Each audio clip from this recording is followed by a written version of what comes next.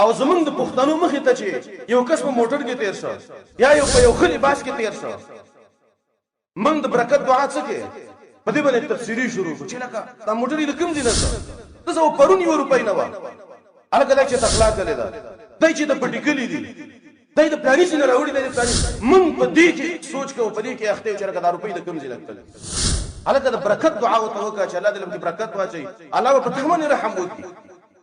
ته په ځای چې دا غله د برکت دعا وغواړي ته په هغه باندې تهمتونه لګې ځان نورم ګننګار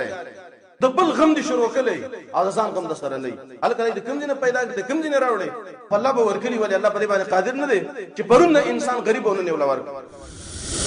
باز ټیم کې حسدګر انسان د عزت او د عناد د وجه له کفر ته ورسي دغه خبره وکي چې هغه سبب د کفري وای کلامي بخیو کنه می بخیو کده جهنم ورته به سما خو زه وسه کوم دا څه د وجه نه. إن الحمد لله نحمده ونستعينه ونستغفره ونعوذ بالله من شرور أنفسنا ومن سيئات أعمالنا من يهده الله فلا مضل له ومن يضلل فلا هادي له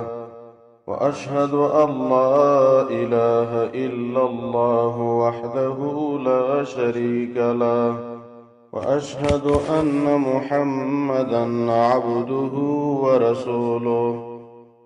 أما بعد فأعوذ بالله من الشيطان الرجيم. يا أيها الذين آمنوا اتقوا الله حق تقاته ولا تموتن إلا وأنتم مسلمون. يا أيها الناس اتقوا ربكم الذي خلقكم من نفس واحدة وخلق منها زوجها وبث منهما رجالا كثيرا ونساء واتقوا الله الذي تساءلون به والأرحام إن الله كان عليكم رقيبا. يا أيها الذين آمنوا اتقوا الله وقولوا قولا سديدا يصلح لكم أعمالكم ويغفر لكم ذنوبكم ومن يطع الله ورسوله فقد فاز فوزا عظيما.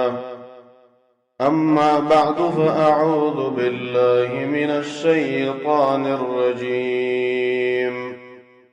ونزعنا ما في صدورهم من غل تجري من تحتهم الأنهار وقالوا الحمد لله الذي هدانا لهذا وما كنا لنهتدي لولا أن هدانا الله. محترم و معزز و عزتمند و مسلمانان ورونو منګ او تاسې چې کله سوچ او فکر وکړو د انسان په دې بدن کې قسمه قسم مرزونه دي د دین په لحاظ سره بعض داسې مرزونه دي چې د انسان د دین خرابوي د انسان د دین هلاکوي او د انسان د دین بیخ وباسي. اسی په نوم باندې بزان ته مسلمان وای دعوی بډې اوچته دعوی کوي یره زه امیر صاحب ما زه تبلیغی صاحب ما زه مجاهد او قومندان صاحب ما او د غرنګي زه یو سخی ما مالدار ما د الله په دین باندې پیسې لګوم یا زه یو عالم ما مدرسه کې مدیر ما مشر ما ولیکن دې سړی ته به دغه مرض لګېدلې او د دې انسان د دین به دغه مرض ختم کړي. زمورونو د اغي د مرض نوم دی چې هغه مرض ته ویل کېږي الحسد کینه بغض. د حسد په وجه باندې د دوه ملګرو ملګرتۍ ختميږي. د حسد په وجه باندې د دوه کورونو د خپلولي ختميږي د منځزي. د حسد په وجه باندې دو مسلمانان د یو بل نه بیلیږي. د د حسد په وجه باندې شیطان د انسان ډېر خوشاليږي الله رب العالمین په خپګيږي ولیکن شیطان په ډېر خوشاليږي په حسد باندې حسد دا هغه شی دی چې شیطان د حسد په وجه باندې دوه مسلمانان د یو بل نه بیلوي دوه مسلمانان یو بل ته په مورچل کې کېنوي دوه مسلمانان د یو بل غیبت کوونکي ګرځي حسد ډېره قبیحه ګناه ده حسد هغه ګناه ده چې پاس په اسمانونو کې په اول د رب العالمین نه فرمانه شوی ده چې په اسمانونو کې حسد کړو د آدم علیه السلام سره ابلیس علیه اللعنت دا شیطان چې نن خوار او ذلیل دی او سپیره دی او دا د سپیرتوب کارونه کوي دا د حسد په وجه باندې چې ابلیس شیطان حسد وکړو د آدم علیه السلام سره لاندې پسمګه کې چې اول د الله نه فرمانی شوی دا هغه د حسد په وجه باندې د الله نه فرمانی شوی دا چې قابیل حسد وکړو د حابیل سره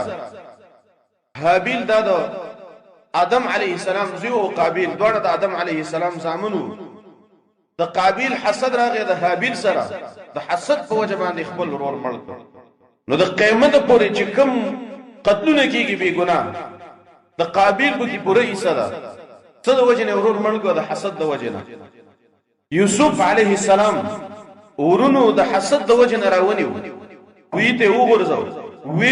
وی ټکاو لارې په خپکه ډیر مو د پسې دا یوسف علیه السلام خپل ورور د پلار نه جدا کړ د کور نه جدا کړ د حسد په وجه باندې نزمورونو کومنګا نن وګورو يهود او نصارا او دغه رنګ د اسلام دشمنان دا مسلمانانو د مورچو کې نه چې څنګه مسلمانانو ذلیل کې خطه کې رسوا کی دی يهود او نصارا دا موبایل راويستلې د مسلمانانو د گمراه کولو لپاره په دې موبایلو کې قسم شین راويستل فیسبوک دی او ټیک ټاک دی او یوټیوب دی او پلانې به په دې کې قسم فلمونه راويستل د مسلمانانو د ځوانانو د گمراه کولو لپاره چې 15 غنټې د مسلمانانو ځوانان دی فلمونو ته پراتی او د خپل دین نه خبره د دین نه به لري کلی دي او دا د مسلمانانو ځوانان دغه فلمونو نه قتلونه یادې د غرنګي د يهود او نصارا او رسمونه عادتونه عشقونه دا دي یادې د غرنګي د کافرو د مسلمانانو د ځوانانو د گمراه کولو لپاره قسم نشي تماشې دار وېستلې چې د مسلمانان په دې باندې گمراه کی او مسلمانان په څه کې اخته دي یره پلاني مسلمان څنګه د دنیا پیدا کړه پلاني مسلمان څنګه موټر پیدا کړ دی پلاني الله څنګه بچي ورکړه دا پلاني څنګه زمانه مخ کې شو مسلمانان په دې کې اخته دي او يهود او نصارا یې سره متولل حسدګر سره چې اصل کې د اعتراض په الله باندې ده دا حسدګر په څه باندې حسد کوي او د چا سره حسد کوي ولی حسد کوي یو بنده له الله مال ورکړي دي بچي ورکړي دي عزت ورکړي دي او بل مسلمان د دې سره حسد کوي کینه سره کوي دا ولی کوي دا د الله په نعمت یې سره کوي د حسدګر سړي اعتراض په الله باندې نو موږ په دې خطبه کې هغه احادیث یو کوم چې د حسد باره کې راغلي د حسد بدیب کې بیان شوی ده درجه د حسد په بیان کو نقصانات د حسد په بیان کو چې دا حسد څومره قبیح عمل له او مسلمانان په کې اخته دي اولا د حسد تعریف زده کوي حسد څه ته ویل کېږي حسد دې ته ویل کېږي چې یو مؤمن مسلمان له الله یو نعمت ورکړي ده او بل سړی وسره حسد کوي چې ولې الله دې انسان له نعمت ورکړي تا ورور دې الله له بچي ورکړه الله له مال ورکړه الله له علم ورکړه یستا یو گاونډي دې الله به یو نعمت وکړه او ته په دې زړه کې د څه اراده لري چې الله دې دا نعمت استواخلي بچي ورکړي دي چې الله په سمرزونه راولي ټول دې مړ کی مال ورکړي دي چې الله دې صدا مال واخلي کور ورکړي دي چې الله په سیلاب راولي او دا کور دې سويسي موټر ورکړي دي چې د چي ټکر وږي او دا موټر هم دې خراب شي او دا مړ دغه ته ویل کېږي حسد بل مؤمن مسلمان ته پس زړه کې بد اراده لري دغه ته ویل کېږي حسد د یو مؤمن مسلمان د ښکته کولو کوشش کول د یو مؤمن مسلمان د سپکولو کوشش کول دې ته ویل کېږي حسد حدیث کې راغلي دي امام ابن حبان رحمه الله راوړی دی چې نبی صلی الله علیه وسلم فرمایلی دي لا یجتمع في جوف عبد المؤمن الايمان والحسد وې د مؤمن په زړه کې حسد او ایمان نه جمع کی یا به ته زه مؤمن یم په الله رسول باندې ایمان لرم، په پخوانو کتابونو باندې ایمان لرم، قرآن منم، احادیث منم، پیغمبر منم، تا زړه به ورا د حسد نه پاکي. او یا به تاسې په خولې باندې وې زه مسلمان یم، په خولې به د ایمان یي، په خولې به د مؤمن یې، خو لیکن سینه به دې د حسدونو د نفرتونو نه ډکه وي. تا په سینه کې اعلی ایمان نشته، ته اوچت مؤمن نه. د مؤمن مسلمان به همیش د خپل سینه نور مسلمانانو ته پاک وي، په دې سره کې به ایمانی او بغض او حسد بنئ. بل حدیث کې راغلی دی، دا حدیث ابن ماجه رحمه الله راوړی دی. نبی صلی الله علیه وسلم نے یو کس تپوسو کو کہ رسول الله ای الناس افضل، په دې انسانانو کې کوم انسانان غوره دي، کوم خلق غوره دي، کوم خلق بهتر دي؟ نبی صلی الله علیه وسلم ویلی کل محموم القلب صدوق اللسان، وای هغه انسان غوره دی چې محموم القلب او صدوق اللسان، په جواب باندې رښتیا وي. صحابه ویلي چې رسول الله صدوق اللسان نعرفه، صدوق اللسان هم پیژنو چې رښتیا وي، ولیکن فما محموم القلب، محموم القلب چاته وي؟ نبی صلی الله علیه وسلم ویلي وای محموم القلب چې دی هو التقی النقی، دا هغه پرهیزګار انسان دی، پاک انسان دی. او به ویلي چې لا اثم فيه ولا بغي ولا غل ولا حسد، دا هغه مؤمن دی چې په دې کې ګناه نه د ګناه نه پاکي، بغي پکې نه، ظلم پکې نه، زیاته پکې نه. او دا مؤمن د کینې نه پاکي، د حسد نه پاکي. بل مؤمن مسلمان ته پسله کې بد اراده نه لري. محموم القلب انسان ته ته ویلي چې دا په دې ټولو انسانانو کې غوره انسان دی چې پسله کې بغض، کینه، ظلم، حسد دا پسله کې نه ساتي. بل حدیث کې راغلی دی، دا حدیث امام بیهقی رحمه الله راوړی دی. نبی صلی الله علیه وسلم صحابه ته ویلي وای دب الیکم، تاسو دې بدنونو ته او تاسو ته د پخوانو امتونو مرزونه را نقل شوي دي، چې دا مرزونه په پخوانو خلقو کې و. نبی رسول الله ویلي چې تاسو را نقل شوي دي چې البغضاء والحسد، دینی دي او حسد دي، چې دا د پخوانو خلقو نه تاسو ته را نقل شوي دي او تاسو ته راغلي دي او په تاسو کې پیدا شوي دي. او به نبی صلی الله علیه وسلم ویلي وای دا حسد چې دی دا د انسان د دین بیخ وباسي. او به نبی صلی الله علیه وسلم ویلي چې لا تدخلوا الجنه حتى تؤمنوا، وای جنت ته نشي داخلي تر هغه پورې چې ایمان هم نه راوړی. ولا تؤمنوا حتى تحابوا، او ایمان در پکې تر هغه پورې نشي راځي تر څو پورې چې خپل مابین کې مینه نه کوي. تاسو مونږ پیغمبر ویلي چې جنت ته نشي داخلي تر څو پورې چې ایمان دې پکې نه راغلی، ایمان در پکې نه راځي تر څو پورې چې مسلمانانو خپل مابین کې مینه نه کوي. نو زمورونو نن د حدیث باندې موږ ځان وتلو، آیا د دوه مسلمانانو خپل من کې مینه شته؟ مسلمانان د یو بل دشمنان ګرځېدلي دي، مسلمانانو یو بل ته په دې سينو کې کاڼي پراته دي، کاڼي بغضونه دي، حسدونه دي، کینې دي، د یو بل نه نفرت ده، یو بل ته شاګانې راړولې دي.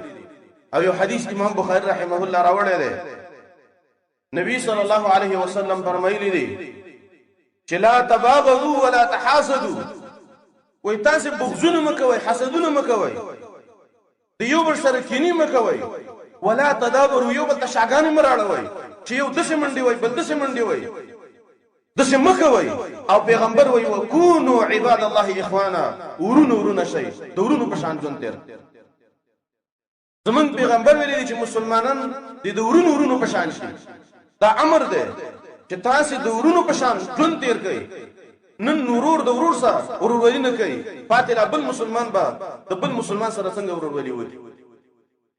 نن د اسلام نه صرف نن پاتې شوی دی، مسلمانۍ چې څه ته ویل کېږي هغه په مسلمانانو کې نشته. زمون پیغمبر وایي چې ورونو شي. حدیث کې راغلی دی زمون پیغمبر وایي چې کله د دوه مسلمانانو ورانه تاسو پکې دروغ وایي، دروغ پکې جایز دي چې د دوه مسلمانانو جوړ راشي. مثلا مثال یو مسلمان ته جوړې د بل سره د یو خالور سره ورته وي چې لکه ورور هغه ډېر ښه صفت دی کوي، ډېر ښه خدای یادای، نو دا به ډېر خوشي خبرې وي به تور شاګه ته وي چې ورور هغه ته ډېر ښه یاد دی، بس لکه هیڅ هم نشته دی، دوه مسلمانان جوړ کړي.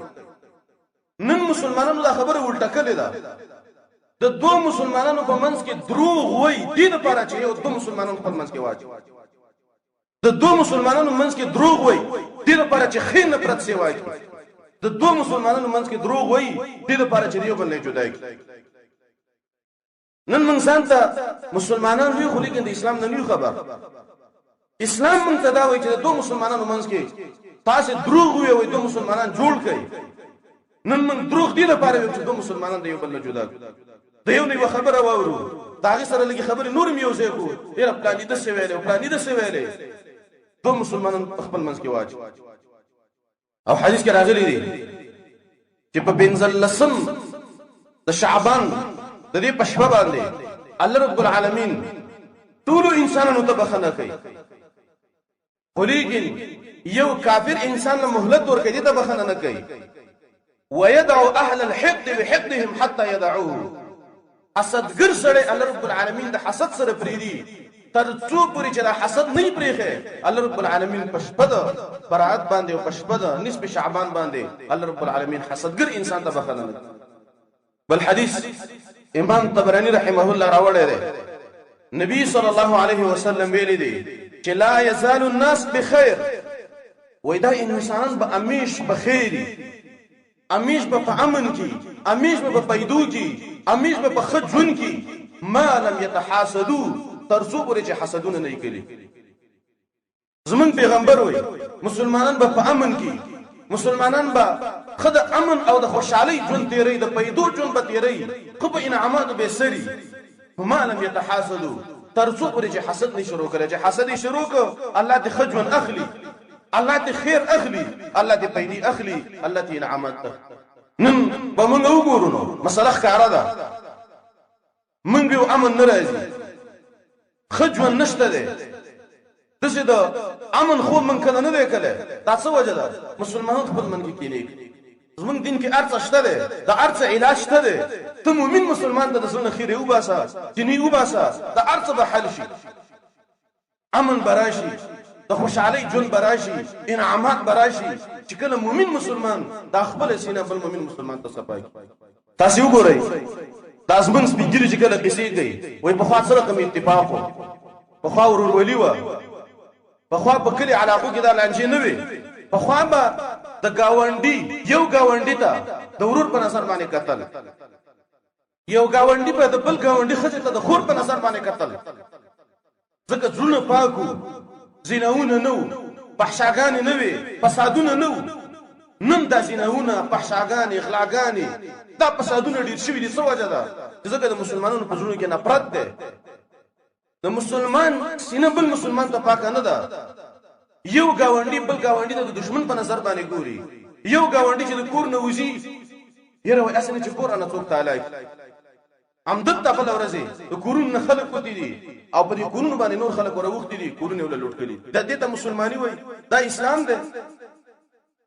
یو مسلمان په مورچه کې ناسي چیرې څنګه دې مؤمن مسلمان نغلا وکړه څنګه دې مؤمن مسلمان عزت ته ضرر ورسونه نو دا وجه د زمورونو چې د مسلمانانو د امن ژوند نشي تیرولای ځکه د مسلمانانو په ژوند کې کینې دي بغضونه دي حسدونه دي نفرتونه دي درجه د حسد درجه دي ایو درجه چې ډېره خبيثه درجه ده او اعلى درجه ده د حسد هغه ده چې یو سړی دشي وای چې بل مؤمن مسلمان له الله یو نعمت ورکړي ده مال ورکړي بچي ورکړي کور ورکړي ده عزت ورکړي ده او بل مسلمان وای کمال الله را کوي او کني را کوي خو په دې مؤمن مسلمان نه دی پرزو ده نه دی الله والی دا هغه انتهایی اخبث درجه ده حسد ده چې دا سره ډیر ګنده انسان دی حسدګر انسان دی دویمه درجه د حسد ده یو سړی له الله نعمت نه مخکې نعمت ورکړي دی په دې کې ول نعمت نه دی ورکړي یو ستا ورور دی یو گاونډی دی کوشش کوي چې مال وګټم عزت وګټم الله بچی راکړي نور انعامات راکړي او ته اصل کې دا ټاکه ساتي چیرې الله ول چې ته مال ورنکي الله ول چې ته بچی ورنکي الله ول مال ډیر نکي الله ول بچی زیات نکي الله کور ورنکي نور انعامات ورنکي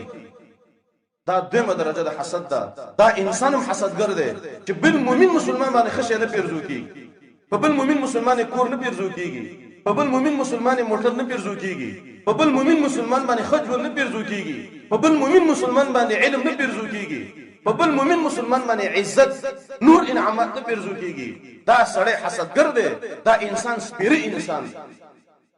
او دریمه درجه ده حسد چې دا غدا ده هغه ته غیبته ویل کیږي. غیبته دې ته ویل کیږي چې دا جایز ده. الله تعالی علم ورکړی دی، مال ورکړی دی، او بل انسان دسی وای چې الله دل دې ورکړی دی، خیر دې ستا خزانه پراخه دي، مال امراج دلب کې برکت واچي او یا الله مال امراج. او دا حدیث عبد الله بن مسعود کې راغلی دی لا حسد الا فی اثنتين. دلته حسد په معنی د غیبته، غیبته نشته مگر په دوه شینو کې. یو هغه سړی دی چې الله ولا مال ورکړی دی او دا سړی لګي دی په دین کې د مال لګي، په کندو برندو بغریبانانو په مسکینانو په مدرسو باندې د مالونه لګي. بل سړی وای چې الله مال هم د شمال لاګي استا په دې دین سره لګوم، دا جایز کېپتا ده. او دیم یو سړی الله علم ورکړی دی او دا په خلکو په منځ کې فیصله کوي، خلکو ته ښه. او بل یو سړی وای چې الله مال هم د علم راکې جزیم د خلکو ته دغه فهم او د خلکو په مابین کې فیصله وکړو، دا جایز غیبته ده. اوس به دې خبره تراشو ازرار د حسد، د حسد ضررونه واوري. حسد څومره موزینه شی دی، څومره ضروري شی دی. اول دا دی حسدګر انسان د الله په قضا او په تقدیر باندې راضي نه. نو چې یو سړی د الله قضا او په تقدیر باندې راضي نه نو دا بزند مسلمان څنګه وای؟ په قضا او په تقدیر خود شي راضي نه. الله رب العالمین ان شاء الله مال ورکو، بچی ول ورکو، عزت ول ورکو، دا خو الله په تقدیر کې لیکلي دي چې پلان له باندې له وسدا ورکو. او بل یو سړی راولګيږي او د سره حسد شروع کی چې الله ولدا ولي ورکو. دا انسان اصل کې د الله رب العالمین په قضا او په تقدیر باندې راضي نه. باز ټیم کې حسدګر انسان د ضد او د عناد د وجه له کفر ته ورسي. دغه خبره وکي چې هغه سبب د کفر وي کلامي بخیل کنه می بخیل کده جهنم ورته به زما خو زه وسه کوم. دا څه د وجنه؟ دا د حسد د وجنه چې دا حسد دومره زیات شي چې اخرنۍ خاتمه دا په کفر باندې تمام شي او کافر د دې دنیا نه الا شي. حسدګر انسان شیطان تیزی، دا حسد ولا زیدی، دا حسد ولا کمینه، حسد ولا زیدی توبه نو باسي. دا حسد ته ګنام نه وای، امده سي لګي تدریب پر جخره خاتمه په کفر باندې. دویم ضرر د حسد دا ده حسدګر انسان چې دې ته د رب العالمین خزانه کم اخباري او دا وایي چې الله څنګه لري. الله یو مؤمن بندله مال ورکړي دی او دا دوی وایي چې الله به مال نه راکړي، الله به مال راکړي چې پلان نه ویلي به مال راکړي. حالن کې الله رب العالمین تانم شي درکولای، غلم شي ورکولای، بلم شي ورکولای، ارچاله شي ورکولای. او حسدګر انسان سوچ دی چې دې پلان نه یو غست مال نه راکړي. حسدګر انسان د رب العالمین خزانه کم ښکاری، د الله خزانه او ته معمولی ښکاری. او دا وایي شرع دې پلان نه چې کله نعمت کې واغست الله به مال راکړي. نو دا شی په د عربو کې نشته دی. د عربو مخې ته چې کله یو سړی تیر شي او مالدار په خه موټر کې خلی باسي اغوستي هغه ته چې الله دې لږ برکت واچي. او زمونږ د پښتنو مخې ته چې یو کس په موټر کې تیر شو یا یو په یو خلی باس کې تیر شو، موږ د برکت دعا څه کې په دې باندې تفسیری شروع کو چې لکه دا موټر دې کوم ځای نه کا ته زو پرون یو روپۍ نه و هغه چې تغلا کړی دا دای چې د پټی کلی دي دای د پلانې څخه راوړي د پلانې موږ په دې کې سوچ کوو، په دې کې اخته چې دا روپۍ د کوم ځای لګتل. هغه د برکت دعا وکړه چې الله دې لږ برکت واچي، الله په تخمن رحم وکړي. ته په څه چې دا غله د برکت دعا وغواړي ته په هغه باندې تهمتونه لګي، ځان نورم ګننګاره د بل غم دي شروع کړي او ځان غم د سره نه هغه کله د کوم دینه پیدا کړي د کوم دینه راوړي الله به ورکړي ولی الله په دې باندې قادر نه دی چې پرون انسان غریب ونه ولا ورک. نو حسدګر انسان دې ته د الله رب العالمین خزانه کوي ښکاری. دریم ضرر د حسد دا دی حسدګر انسان چې دا امیش په عجب او تکبر کې دا دسی وای چیرې په دې دنیا کې صرف زمانه دی بل انسان نه مخ کیږي، بل انسان له الله عزت نه ور کوي، بل انسان له الله مال نه ور کوي، بل انسان له الله بچی نه ور کوي، بل انسان له الله کور نه ور کوي، موټر دې نه ور کوي، پلانې نعمت نه ور کوي، پلانې صرف دازیمه چې مال دې الله ارسل راکړي او بل شاله دې نه ور کوي. د حسدګر انسان سوچ دی. څلورم ضرر د حسد دا د زمورونو حسد ګناه ده. په دې باندې دماغ خلاص کړي چې حسد کبیره ګناه ده، غټه ګناه ده، د غټو نه غټه ګناه ده. چې کله یو کار ګناه باید موږ ولې وکړو. پنځم ضرر د حسد دا دی چې طبي لحاظ سره دا ضرر دی چې حسدګر سره امیش سوچ کوي، لانی ولې ډېر کړه، لانی ولې خو خړه، لانی ولې خو واغستا.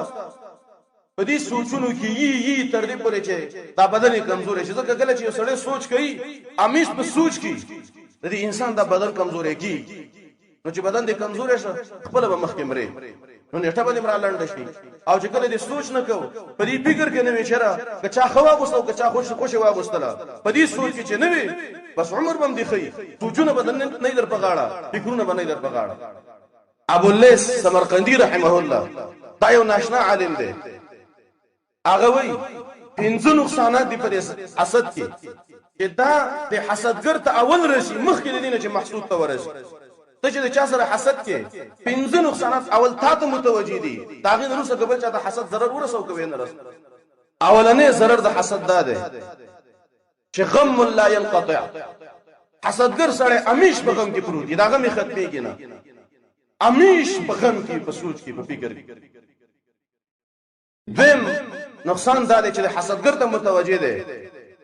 چې مصیبت لا یؤجر علیها. حسدګر سره په داسې مصیبت کې پروت دی چې دې باندې ته اجر نه ملاويږي. سوچ او فکر کوي، په غم کې اختی، خو لیکن په دې ته اجر نه ملاويږي. دریم دا دی حسدګر سره د الله رب العالمین په غضب کې اختی. او څلورم دا دی حسدګر سره امیش پیری، الله د خکار توفیق نه ورکي. او پنځم دا دی حسدګر سره د خلکو بدی شي. خلک ویل کدا بدنیت انسان دی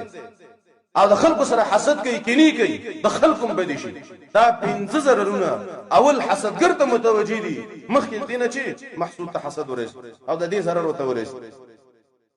او یو مشهور متل د عربی چې عرب وای قاتل الله الحسد ما اعدل بدا بصاحبه فقتله. وای الله دې حسد مړکی. دا حسد تمره انصافي شی دی.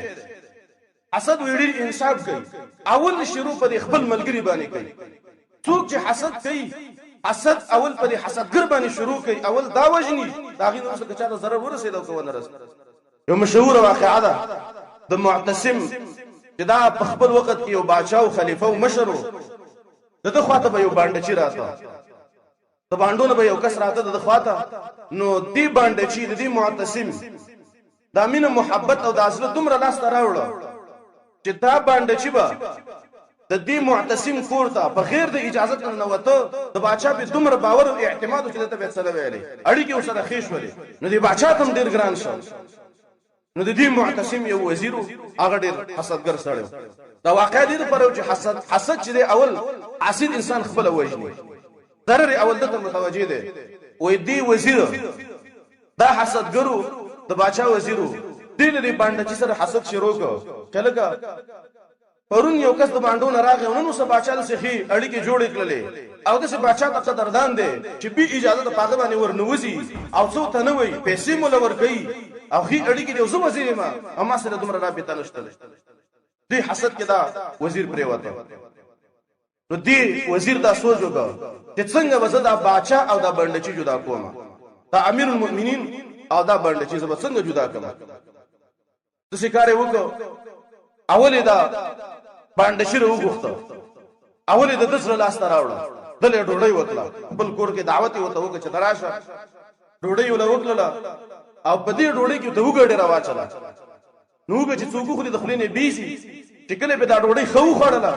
په دې باندې چې باندې ډوډۍ نه روسته وته دی وزیر ویلې چې لکه باندې چې ډوډۍ دی وګړلو په دې کې وګوا. او ته د امیر المؤمنین خو ډیر زیر راسي چې کله دا خو راځي نو ګره مختبه شي نيسي لاس به ته نيسي اسنه چې دوی کې به په وزیر باندې ور نشي په بادشاہ باندې او پپکیږي. دی ویلې چې ډېر خبره دراته ورغله الله دې اجر درکې. او زه د بادشاہ خو एकदम خپل بټو دې نه دا وزیر روان شو. بادشاہ خو لورغه. بادشاہ تی ویلې چې بادشاہ ګورته لا باندې چې راوسته دي عادت ته ستاسو مینه کې او نازي ته دې خبر نه وینا وای دا دي خلکو ته وای چې دې امیر المؤمنین دخلنا ډیر بد بوی روان دي. په دې کې دی وزیر دی باچا ویل چې لکه دې باندې چې ما دونه مقام ورکو او دونه مینه محبت می ورکو او دا رسول چې دغه خبرې کوي واپس دا باندې چې کله راغی باندې چې یقیني دا خپل خپل پټوله د باچا نه باچا می یقین راغی چې لکه دا رښتې زمانه داخله په دې باندې پټي چې زمانه داخله نه به بيزي په دې کې دا باندې چې راغوخته ایو خطه ولا ورکو او ته ویل چې دا خط والا او پلانیږي کې زما یو مشر دی زما یو امیر والی دی دا به اغلبي سي اغلبي ورکي او فورا به وي سي به بازار راځي دلته می سکار خط چې کله ورک په خط کې دسی لیکلیو او دای متویل چې ګور خط باندې ګوري په خط کې لیکلیو چې دا د صاحب الخط چې کله درورسه د خط والا بس داری کی قتل ګوډاری کې مړ دی باندې چې دا خط راواغسته او دغه کسب تر باندې روان شي چې په کوم علاقه باندې مشر او امیر وده کله راوته په دلاره کې وسره دا وزیر مخه وزیر ورته چې لکه چیرته دي یره وای باچا خطر کله ده او راته ویلي چې پلاني امیر خاله دا وېسه نو دی وزیر د ځان سره ویلي کله کې دی شي دا باندې چې په کوم وظیفه باندې مقرري یا کې دې شغله څه پیسې ورکي او دې کې به ته لیکلي چې لکه پیسې ولا ورکا وته ویلي چې د سکارو که زما تعالی پیسې درکم مدت ځان پازابه دا خط مال راکه زه به وېسم دې باندې چې ویل چې لکه ته ما د دینه مصیبت نه خلاصې او د مزل نه خلاصې بالکل ته والته وېسه هو صداقت دل ورکو او دلې پیسې ورلې باندې چیلا دا وزیر سیده دقیقه سوات ځان ورسو یا کس دا خط وکړه په خط کې لیکلی چې دا صاحب الخط مړ ایسه دا سړی غاړه تک دا وزیر او ایسه دې سر و مړې باچا ګوري چې وزیر نخکاری او هغه باندې چې معلومات یو باندې چې هغه سي ګرځي راګرځي نو دی باچا ویلي چې دا وزیر ته وزیر خو وجلای شوی دی دا باندې چې وګورته ورته ویلي کله څنګه چلو خط ما ته درکړل څنګه هغه مړ شو دوته قصه وکړه چې زره وته ما ته دی وزیر ویلي چې دا خط ما راکه زوي وېسم نو به دې وزیر دی باچا ته پوسو کو دې باندې چینا چل که ظالم تعالی ما دونه ناز درک ما دونه رانیږدې کله ځان ته دي خلکو ته چې د باچا د خري بيزي دا خبره رښتیا ده دی باندې چې وته ویل چې زه دا خبره نکوم او ته هم ډیر قدر کړې ده زه به څنګه نما کرامي وکم چې زه به خلکو ته د باچا د خري بيزي په دومره ونه به وته ویل چې څنګه ځانه دا خپل پټه او دا پوزه پټه وې دې دغه وته ویلې باندې چې مال وزیر ډوډۍ کړي و او ما تی ویلې په دې ډوډۍ کې وګ ډیره دا باچا نه بخله پټه چې سنې بي پاغه باندې ورنشي باچا ته پته ولګیدل چې ټول کار هم دی وزیر کیو دا ټول پرې دی وزیر جوړ کړو نو دی باچا په دغه ټیم کې ویلې چې قاتل الله الحسد ما اعدل بدا بصاحبه فقتل واذا حسد څومره انصافي شه ده چې څومره انصاف کوي الله دې ملک او څومره انصافي ده چې شروع اول په خپل ملګری باندې کوي اول دا وجدي زمورونو مقصد مې خبره کوي حسد چه ده اول حسد ګرته متوجي ضرر اول ته متوجي ګروسته چاته ضرر ورسو کوي نه رسو زمورونو د حسد نه ځان وساتي بل مؤمن مسلمان ته زړه صفا کوي بل مؤمن مسلمان ته پسله کې بد اراده مراولي دا د څه عمل له تا بل مؤمن مسلمان ته استاد له صفاو ته په دې دنیا کې جنتی ګرځي حاله بلک عمل پیدا درکې او ته یو غوړ انسان طالب الله او چته مرتبه درکې چې کله ستا بل مؤمن مسلمان ته د ازله صفاو دی باندې حدیث ویو او چې کله دی بل مؤمن مسلمان ته پسله کې داغو بل مؤمن مسلمان د پاره دی ذلت خوخو بل مؤمن مسلمان دې سپکو د بل مؤمن مسلمان غیبتونه دې په دې باندې کول چې دا خطه شي ذلیل شي رسوا شي بل مؤمن مسلمان ته بد اراده او پسله کې کته ارڅومره اوچت امیر سه او تبلیغی سه به تا د عملونه بي زیدي کته ارڅومره اوچت قومندان سه به مجاهد سه به د عملونه بي زیدي کته ارڅومره د مدرسې اوچت مدیر او مدرس او عالم او چې د بل مؤمن مسلمان د پسله کې بد اراده او بل مؤمن مسلمان دی داغي ذلت دی غوښتو داغي خطواره دی غوښتو تا د عملونه بي زیدي دې باره کې حدیث واوري او ډیر ناشنا حدیث دی کدا حدیث مونږ ته همیشه یادو او په دې باندې عمل کو مونږ ور په دنیا کې جنتې نیو دا ګور معمولی حدیث نه دی دا حدیث واوري عمل به وکي که عمل به وکي مونږ په دنیا کې جنتې نیو حدیث کې راغلي دی دا حدیث د انس بن مالک رضی الله عنه نقل له او دا وی دا حدیث ما ته عبد الله بن عمرو بن العاص رضی الله عنهما ویل دی چې عبد الله بن عمرو بن العاص څه صحابي چې د ورځې به روجيني ولې او د شپې به قیام الليل کول قران به پکې ویو ډیر عبادتونه به کول به نبی صلی الله علیه وسلم د دینه منک کړه لګي گزاره کاوه دا عبد الله بن عمرو بن العاص وی من د نبی صلی الله علیه وسلم سره په مجلس کې ناسو نبی صلی الله علیه وسلم ویلي ويطلع عليكم الان رجل من اهل الجنه وی وس به یو جنتی سره رانه وځي په دروازه باندې وی چې من قتل یو انصاری صحابي بعض روایتو کې راځي چې اغنن سعد رضی الله عنه دا سره په دروازه باندې رانه وته او د شکلې ده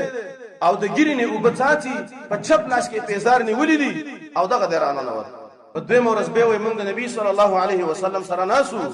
او نبی صلی الله علیه وسلم به ویلي يطلع عليكم الان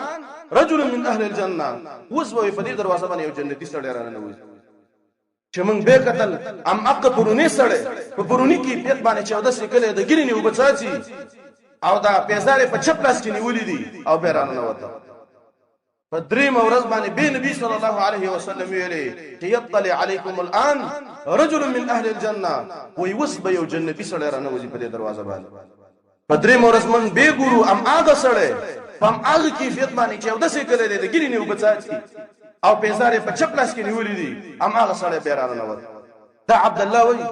وي زما سره په دې ځل کې دا خبره رااله او ما سوچ وکړ ځان سره چې د دې سړي باره کې درې ورځې سر په سر پیغمبر ویلي چې دا سړی جنتی دی د دې سړي په عمل صحیح دا عمل معلوموم هغه عمل زم کوم چې زم جنتی شم دا ګوره په دنیا کې دا سړی جنتی دی د دې عمل اوس معلومه ول پکار نو دا عبد الله وای زه د کار ورلم کور ته او ما ورته ویلي چې تر ما په کور کې د پلار سره لانجه راغلی ده او خیر دې تماله یو دوه درېش بدل تراکا زه تا کر وسېګم داغي نور سمې د پلار سره خبرو کوم به بسم وای ما ته ویلي چې بالکل داستا کور دې تراتې شي هیڅ مشکل نشته وای زه کار ورلم وای په اولنې شپه باندې ما خوستن کې چې کلو د کېدلو وای دې کوم د شپې کوم قیام الليل ونکړه ټول شپه منځونه نه او صرف د شپې چې ودو چې په دې مشترکه به اختره سبحان الله الحمد لله دا به ویلي داغه دا هغه عمل من تر نقل کوي ځکه هغه جنتی سړی دی کنه وای نور عمل نه و چې به مشترکه اولی راوړي سبحان الله الحمد لله وای د شپې ودو د شپې کوم منځ نه کو چې کله اخر الليل شو د شپې اخر ایسه شو را پاسې د لږ تهجد و چې کله تهجد داغه رسول سار اذان وسلاړو مسجد ته مونږ تلاړو په دې مشپه باندې به د دې سړي ام اق عملو کوي چې په پرونیش په باندې وکړ په درې مشپه باندې ام اق عملو کوي چې په اولنیش په باندې کړو وای ما ویل چې د دې حکم اضافه عمل نشته د زمانه عمل کوم د ذکر د عبد الله چې دا ډیر عبادت گزار صحابي د عبادت ډیر زیات وای ما د ځان سره ویل چې زمانه کوم عمل اضافه نشته ده په څه وجه باندې د انسان جنتی دی وای اخر په بدرې مرزبانی ویلې چې تر ما کور کې کوم لانچ ما جندر راغله د پلار سره خو زه د نبی صلی الله علیه وسلم د دې خبرې نه متاثر شوم چې نبی صلی الله علیه وسلم درې ورځې سر په سر ستا باره کې ویلې چې اوس په یو جنتی سړی رانه وځي او درې ورځې سر په سر تراله وای زه دې لپاره ستا کراله ما چې ستا د عمل معلوم کما چې ته په کوم عمل باندې جنتی لاقتدی بک دې لپاره چې ستا عمل معلوم کما او ستا په عمل زه اقتدا وکما چې زم جنتی شمه ما الذي بلغ بك ما قال رسول الله صلى الله عليه وسلم دې مرتبه ته د چیر سوالې چې پیغمبر صاحب علیه ویلي دا جنتی دی د چیرې مرتبه ته رسولې وای ما ته ویلي چې لازم کوم عمل نشته دی غیر انک ما رايت دا کوم عمل نه چې تاولیدل هم د قسم عمل نه وای زه روان شوم چې کله ته روانې دلم په دې ټیم کې ما ته ویل تراش وای ما ته ویلي چې لازم کوم عملونه نشته هم د عمل مې ذکر اسکار دي د شپې په اخر الليل کې تهجد دي او د غرنګ د جمع مونږ دی او د عبادت دي کوم تستا دي ولكن ثم يو عمل اشتري وكم عمل له ويعمل مداده غير أني لا أجد في نفسي غشا لأحد من المسلمين ويبدي خبل نفسي إتسي ومؤمن مسلمان تزغش نساتم بل إرادة نساتم دوكا نساتم خيانت نساتم بدي خبل زلكي بالمؤمن مسلمان غش دا مطلب معنی المؤمن مسلمان سره خیانت کوي او دکاندار دی او دیم نمبر شه دا اول نمبر په نوم باندې په مسلمان باندې خرڅي یا دا غرنګي یو بل یو کار کېتا یو مسلمان لا او صحیح کار ولا نه کې خوشي کار ولا کې دوکه وسره کې وایي د مؤمن مسلمان سره دوکه نه کوم غش وسره نه کوم او دیم ولا احسد احد على خير اعطاه الله اياه. وې زه د یو مؤمن مسلمان سره په یو خیر باندې حسد نکوم چې الله رب العالمین دې بنده ته ورکړي. الله به یو بنده ته علم ورکړي زه سره حسد نکوم. الله به یو بنده ته مال ورکړي زه ته حسد نکوم. الله به یو بنده له بچی ورکړي زه سره حسد نکوم. الله به یو بنده له دنیوي خیر یا اخروی خیر دینی یا دنیوي خیر ورکړي زه چا سره په دې خیرونو باندې بغض او حسد نکوم. هم دې وجه باندې پیغمبر د دوباره کې ویلو چې دا سړی جنتی دی. نو دی عبد الله ورته ویلي وای هذا الذي بلغ بك، وای دې عمل تدقه مرتبه ته رسولې ونحن لا نطيق، او دې عمل طاقت یې مونږ نه لرو. او صحابه وغو ته طاقت لرو، لیکن په دې زمانه کې حقیقتا مونږ طاقت نه لرو د څه عمل چې یو مؤمن مسلمان ته صفا کول، یو مؤمن مسلمان د بزله کې بد اراده نه لرل، دا داسې عمل دی چې ګوره مونږ طاقت نه لرو. دا طاقت چې کله مونږ پیدا شه بل مؤمن مسلمان تم سینه صفا کړل، مونږ به په دنیا کې ګرځو جنتین به، مونږ به په دنیا کې جنتین یو. کله چې مونږ دا عمل خپل کو چې بل مؤمن مسلمان ته بزله کې بد اراده نه و، حسد هم بزله کې نه و، غلم نه و، کینې نه وي، بغضونه نه و، حسدونه نه و، مؤمن مسلمان مرور غاڼه چې کله په دې باندې موږ عمل وکړو زمورونو موږ په دنیا کې جنتین ګرځو. په دې باندې عمل ډیر ګران دی. موږ تاسو له پکار دادي چې کوشش وکړو او په دې باندې عمل وکړو. دا موضوع ډیر وګړه ده، لیکن وخت ختم شو. خدا سوچ په دې باندې وکړي، فکر په دې باندې وکړي او په دې باندې عمل وکړي چې دا خپل سینه، دا خپل زړه بل مؤمن مسلمان ته صفا کوي. که ورور دی، که گاونډي دی، که بل یو دکاندار دی، که ار یو دی، بل مؤمن مسلمان ته بس کې بد اراده ملري، دا خپل زړه صفا کوي. په دنیا کې موږ تاسو جنتې دی. الله رب العالمین دې په خبر باندې موږ تاسو له عمل کولو وسو توفیق راکړي. الله رب العالمین موږ جنتین جوړ کړي. الله رب العالمین دې موږ زړونه د حسدونو د کینونو وساتي. الله رب العالمین دې موږ زړونه د حسد او د کینې او د بغض د اخري وباسي. الله رب العالمین موږ صفا مسلمانان جوړ کړي. وصلی الله تعالی علی خیر خلقه محمد.